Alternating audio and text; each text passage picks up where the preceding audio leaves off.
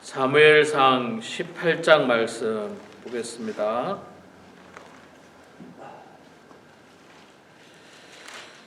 사무엘상 18장 1절부터 16절까지만 보겠습니다. 구약성경 439페이지 사무엘상 18장 1절에서 16절까지 말씀 볼 때에 제가 석 절 읽고 우리 성도님들께서 한 절 읽고 교독하겠습니다. 다윗이 사울에게 말하기를 마침에 요나단의 마음이 다윗의 마음과 하나가 되어 요나단이 그를 자기 생명같이 사랑하니라. 그날에 사울은 다윗을 머무르게 하고 그의 아버지 집으로 다시 돌아가기를 허락하지 아니하였고 요나단은 다윗을 자기 생명같이 사랑하여 더불어 언약을 맺었으며 요나단이 자기가 입었던 겉옷을 벗어 다윗에게 주었고 자기의 궁궐과 칼과 활과 이도 그리하였더라. 다윗은 사울이 보내는 곳마다 가서 지혜롭게 행하며 사울이 그를 군대의 장으로 삼았더니 온 백성이 합당히 여겼고 사울의 신하들도 합당히 여겼더라. 무리가 돌아올 때 곧 다윗이 블레셋 사람을 죽이고 돌아올 때에 여인들이 이스라엘 모든 성읍에서 나와서 노래하며 춤추며 소고와 경쇠를 가지고 왕 사울을 환영하는데 여인들이 뛰놀며 노래하여 이르되 사울이 죽인 자는 천천히요 다윗은 만만이로다 한지라.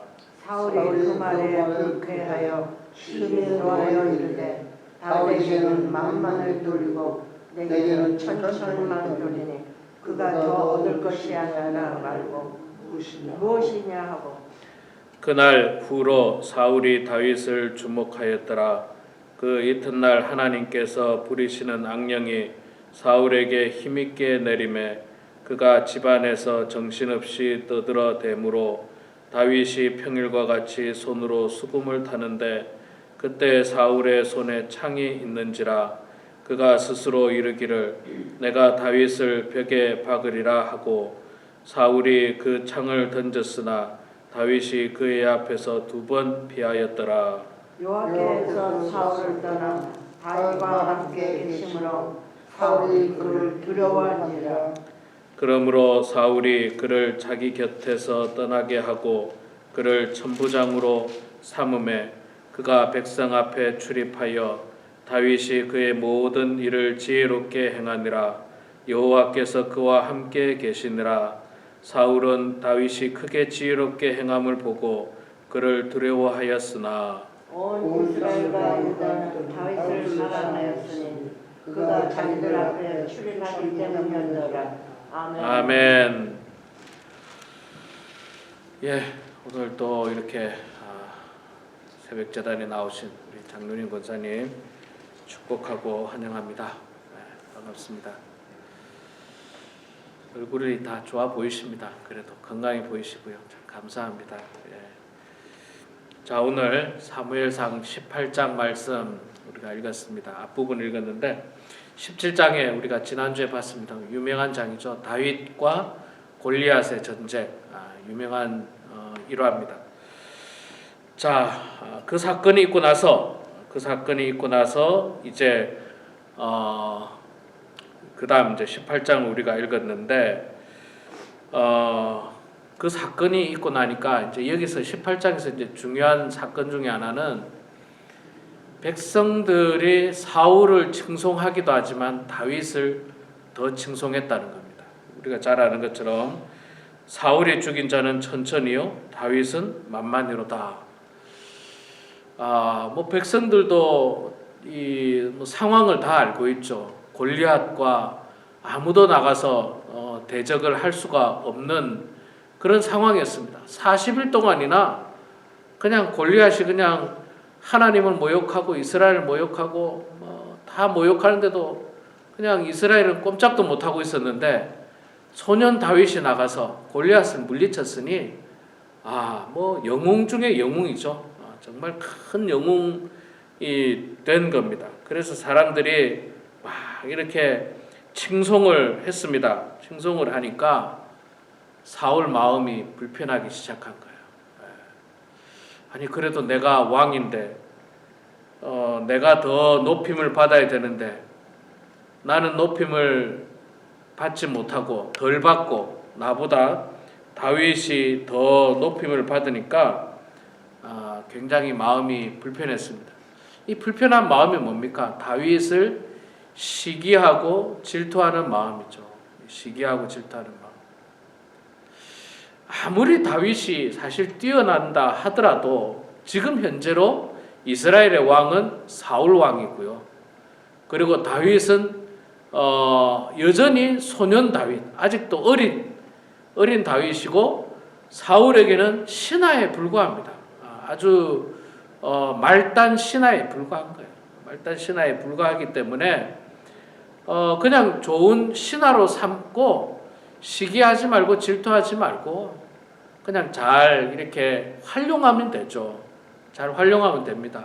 자기 신하니까 자기가 활용하면 되는데 안타깝게도 사울 왕은 이 활용하기보다는 시기 질투하는 마음들이 훨씬 더 많이 있었습니다.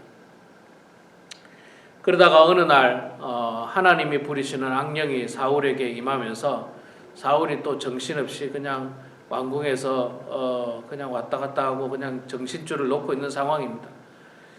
다윗을 시기하는 마음으로 그를 죽이고자 창을 들고 다윗에게 던지는 사건이 일어나게 됩니다.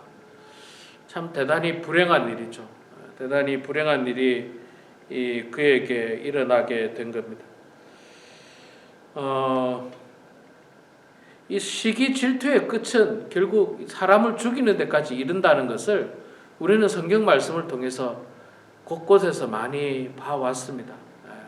제일 먼저 아담의 후손이었던 가인과 아벨 사건에서도 우리가 잘 알고 있는 것처럼 가인이 그 동생을 죽이게 되는 비극적인 일들이 일어나게 되죠. 또 사울도 역시 마찬가지로 시기 질투로 말미암아서 사람을 죽이는 데까지. 그러니까 이게 시기 질투가 이만큼 무서운 것으로 발전한다는 거예요. 무서운 것으로 발전. 우리가 인간적인 마음으로 약간 마음이 속상할 수는 있을 거예요. 속상할 수는 있을 거예요. 나보다 다윗이 더 용맹스럽게 나가서 전쟁에 나가서 승리했기 때문에 백성들이 다윗을 더 칭송하는 것은 어쩔 수가 없습니다.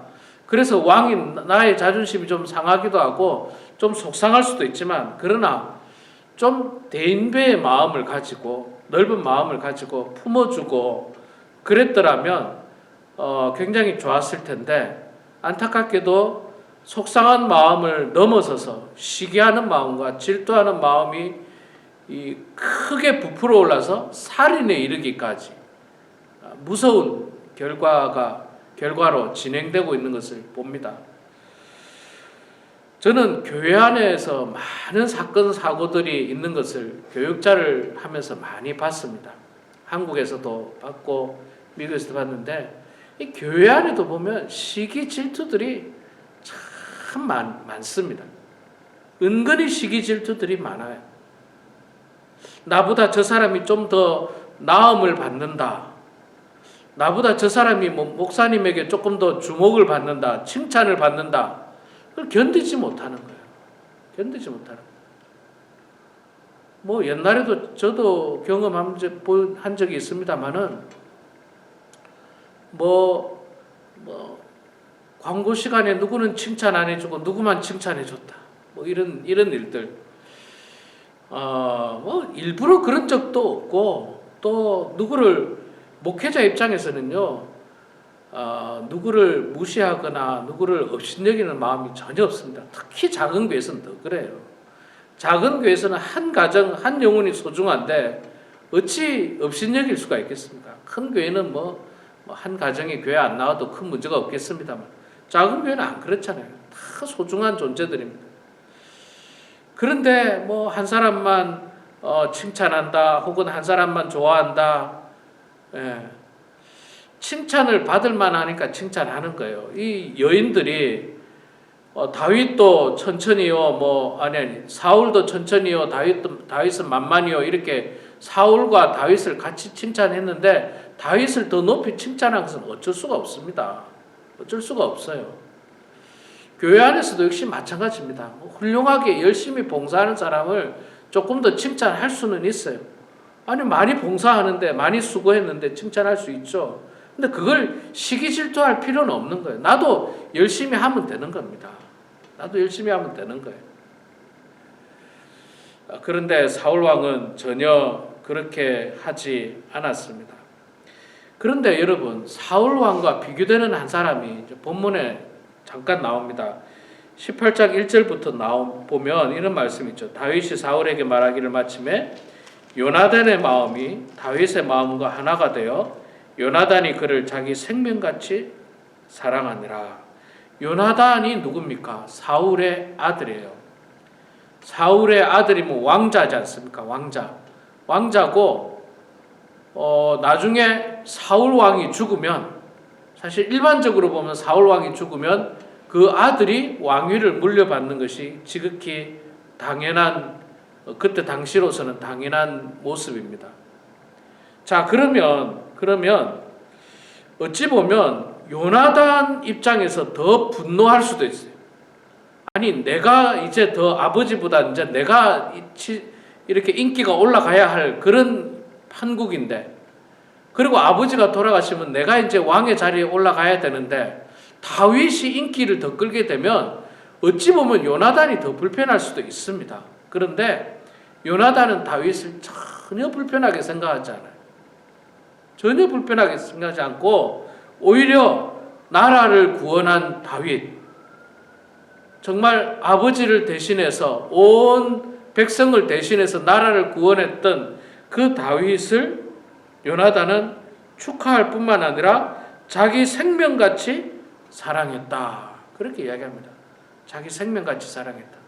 여러분 나중에 이제 보면 압니다만은 아버지 사울이 다윗을 죽이려고 할 때 요나단이 또 다윗을 많이 도와주거든요. 살려주고 도와주거든요. 아니 그럴 때는 사실 그때 이제 나중에 보면 압니다만 이제 점점 다윗의 어떤 위세가 점점 대단해집니다. 말하자면 사울이 죽으면 다윗이 왕이 될 수 있는 그런 어떤 분위기예요. 그러면 사울이 죽고 다윗이 왕이 되면 요나단은 어떻게 됩니까? 자기가 왕이 안 되는 거예요. 못 되는 거예요. 요나단 입장에서는 자기가 욕심부리면 지금 다윗을 사랑할 것이 아니라 아버지하고 같이 다윗을 미워하는 게 어찌 보면 당연하게 여길 수도 있는데 요나단은 다윗을 미워하지 않았습니다. 아주 대인배였어요. 대인배였고 큰 마음을 가지고 오히려 다윗을 사랑했다라고 그렇게 말씀을 하고 있고요. 3절에 보면 요나단은 다윗을 자기 생명같이 사랑하여 더불어 언약을 맺었으며, 어떤 언약인지 정확하게 안 나옵니다만은 더불어 언약을 맺을 만큼 그를 굉장히 아끼고 사랑했다는 것을 이야기하고 있습니다. 자, 그리고 사울이 다윗을 죽이려고 하고 있지만 오늘 말씀을 통해서 보면 하나님께서 다윗을 지키고 있는 것을 보고 있습니다. 14절 말씀부터 보면요, 그런 말씀이 반복적으로 나오는데 다윗이 그의 모든 일을 지혜롭게 행하니라 여호와께서 그와 함께 계시니라. 16절에도 보면 온 이스라엘과 유다는 다윗을 사랑하였으니 그가 자기들 앞에 출입하기 때문이었더라. 하나님과 함께하는 인생은 어려움 가운데서도 보호받을 뿐만 아니라 형통한 인생이에요. 형통한 인생. 왕이 지금 신하인 다윗을 죽이려고 합니다. 그런데도 불구하고 하나님께서 다윗을 붙들고 계십니다. 하나님께서 함께 하시니까 그런 위험에서도, 생명의 위협 가운데서도 하나님께서 보호하시니까 죽지 않는 거예요. 여러분 이게 가장 중요한 거예요. 다윗은요 골리앗과의 싸움에서도 혼자 나가서 싸운 게 아니에요. 만군의 여호와의 이름으로 나갔던 거예요. 하나님과 함께 했으니까 승리했고, 지금도 하나님과 함께하니까 이 생명을 보호받을 수 있는 거예요. 하나님과 함께하면 능치 못할 일이 없다는 겁니다. 능치 못할 일. 하나님과 함께하는 인생. 하나님과 함께하는 인생이 제일 강력한 인생이에요. 골리앗보다도 강력하고 그 어떤 세상의 어떤 고난이나 역경보다도 더 강력한 것이 바로 하나님과 함께하는 인생인 것입니다. 우리 사랑하는 성도 여러분, 우리도 이 마지막 때에 늘 하나님과 함께하는 여러분 다 되시기 바랍니다. 가정에서 말씀 가운데 거하시고 기도하시고 찬송하면서 하나님과 함께 하셔서 늘 승리하시고 하나님의 은혜 가운데 보호받는 우리 모두가 되길 주의 이름으로 축원합니다. 기도하겠습니다. 사랑의 아버지 하나님, 은혜를 감사합니다. 오늘도 하나님께서 저희들에게 신실한 믿음과 건강 주셔서 이 새벽 제단에 나와서 찬송하고 말씀 보고 기도할 수 있는 은혜를 저희들에게 주심을 하나님 감사합니다. 아버지 하나님, 우리가 이 땅에 지금까지 나의 능력으로 살아온 것 같지만 그러나 하나님의 은혜였음을 고백하고 하나님과 함께 왔음을 고백합니다. 아버지 하나님, 지금까지 함께 했던 것뿐만 아니라 앞으로도 영원히 하나님과 함께하는 인생들 다 되게 하여 주시옵소서. 하나님과 함께하는 인생은 우리 앞에 골리앗과 같은 참으로 강력한 장벽이 우리 앞에 있다 할지라도 능히 이길 수 있음을 저희들이 말씀을 통해서 보았습니다. 또한 아버지 하나님, 우리를 넘어뜨리려고 하는 사탄의 세력이 아무리 강력하다 할지라도 하나님과 함께하는 인생은 반드시 보호를 받고 반드시 승리할 것이라는 저희들이 믿음과 확신을 가지게 됩니다. 하나님 아버지, 우리의 남은 여생 늘 주님과 함께하는 저희들 되게 하시고 말씀 안에 거하게 하시고 기도하고 찬송하며 은혜 충만한 삶을 살아가는 모든 성도들 다 되게 하여 주시옵소서. 하나님 아버지, 우리 사랑하는 범원 하나님께 모든 성도들 한 영혼 한 영혼 주님께서 붙들어 주시고 아버지 하나님께서 함께 해주셔서 이 마지막 때에 세상 의지하지 않도록 도와주시고 세상에 소망을 두지 않도록 도와주시고 늘 하늘에 소망을 두고 하나님과 동행하는 인생들 다 될 수 있도록 도와주시며 우리의 몸과 마음과 뜻을 다해서 오직 하나님만을 사랑하는 주의 백성들 되게 하여 주시옵소서. 하나님 아버지, 오늘도 겸손한 마음으로 삶의 자리에서 주님 앞에 기도합니다. 인생의 무거운 짐을 주님 앞에 내려놓고 기도합니다. 사람들에게 말할 수 없고 또 사람들과 대화를 통해서 해결받을 수 없는 문제를 주님 앞에 기도하오니 하나님 우리의 기도를 들어주시고 응답해 주셔서 아버지 하나님의 뜻 가운데 모든 일들이 이루어지게 하시고 형통한 주의 백성들 다 되게 하여 주시옵소서. 감사드리며 예수님의 이름으로 기도드리옵나이다. 아멘.